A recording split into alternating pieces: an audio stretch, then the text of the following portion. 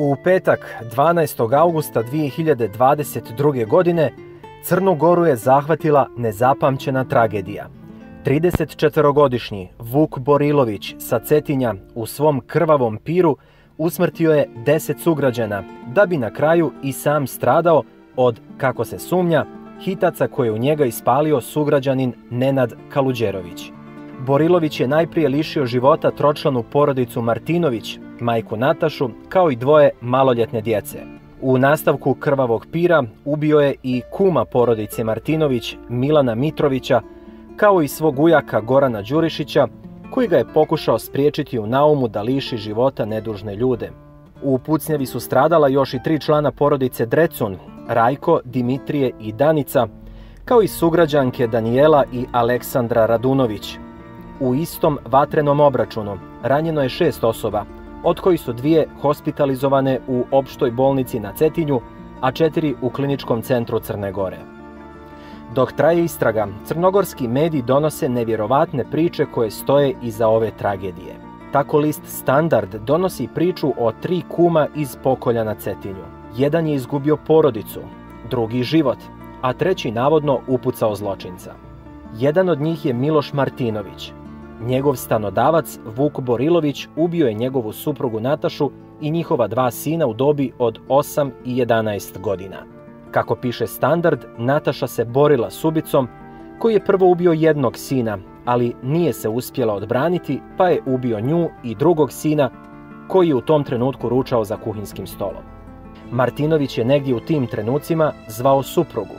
Nije mu se javljala, pa je nazvao kuma, Mitra Mitrovića, zamolivši ga da odmah ode do njihovog unajmljenog stana i provjeri šta se dešava. Mitrović je to bez riječi i učinio. U međuvremenu, Martinović je dobio telefonski poziv od ubice, koji mu je lično rekao da mu je ubio suprugu i sinove. Mitrović, koji se nedavno oženio i dobio dijete, panično je napustio svoj dom i zabrinut za porodicu svog kuma, goloruk otišao na mjesto zločina. Kako piše Standard, nije mario za upozorenja, nadao se da će stići spasiti svoje kumove. Ali nije dobio šansu ni da priđe kući, vrlo brzo je i sam postao žrtva. Iako su stari znanci i porodični prijatelji, Borilović nije imao milosti. Čim se približio dvorištu kuće, pucao je i na njega, pogodio ga i na mjestu ga ostavio mrtvog. Treći, Nenad Neno Kaluđerović, Mitrovićev je vjenčani kum. Standard piše kako je on zaustavio krvavi pir, upucavši Borilovića i spasio sigurno još koji ljudski život. Crnogorska policija djelomično je u saopštenju otkrila neke detalje u vezi sa tragedijom. Kako se navodi, dežurna služba Odjeljenja bezbjednosti Cetinje je 12. augusta 2022. godine u 15 časova i 30 minuta obavještena od strane više građana da je došlo do upotrebe vatrenog oružja u naselju Medovina. Također, na osnovu dosad sprovedenih izviđajnih radnji, uključujući i izjave, odnosno prikupljena obavještenja, proizilazi da je oko 15 časova i 30 minuta VB obavio telefonski razgovor sa drugim licem čiji identitet za sad iz razloga zaštite oštećenih i svjedoka nećemo saopštavati, a u kojem je između ostalog saopštio da je u svojoj kući lišio života porodicu koja je kod njega stanovala, odnosno 2 maloljetne djece. Ovom razgovoru prethodio je još jedan razgovor o čijoj sadržini i identitetu osoba se za sada iz istih razloga nećemo izjašnjavati, ali koje potvrđuju prethodne navode, stoji u saopštenju policije. Na lice mjesta su hitno upućeni raspoloživi policijski službenici. Prilikom dolaska, u blizini naselja Medovina oni su čuli pucnje, vrisku i galamu mještana. Istovremeno, vidjevši ih, osumnjičeni VB je upotrijebio vatreno oružje prema policijskim službenicima, koji su uslijed ispunjenosti zakonskih uslova uzvratili upotrebom vatrenog oružja u cilju onesposobljavanja napadača. Tada je od strane policijskih službenika u pravcu izvršioca teškog krivičnog djela ispaljeno oko 20 projektila. Prilikom razmjene vatre u ovom događaju, jedan službenik uprave policije ranjen je u predjelu glave. Do sada sprovedene mjere i radnje ukazuju da je jedan od projektila koji je ispaljen od strane policijskih službenika pogodio VB i tom prilikom ga teško ranio.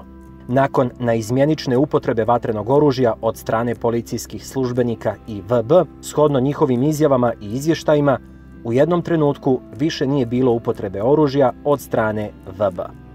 Ovo potvrđuje i izjava svjedoka koji je telefonom razgovarao sa VB oko 15 časova i 50 minuta, odnosno 20 minuta poslije telefonskog razgovora koji je prethodno vodio VB. Po izjavi svjedoka, u ovom telefonskom razgovoru od 15 časova i 50 minuta, VB je izjavio da je lišio života veći broj lica i da je teško ranjen i da misli da neće preživjeti. Policija nije izlazila sa saopštenjima za javnost iz objektivnih razloga, odnosno sve dok nesumnjivo nisu bile utvrđene činjenice i posljedice u ovom, za crnogorske okolnosti, nezapamćenom slučaju.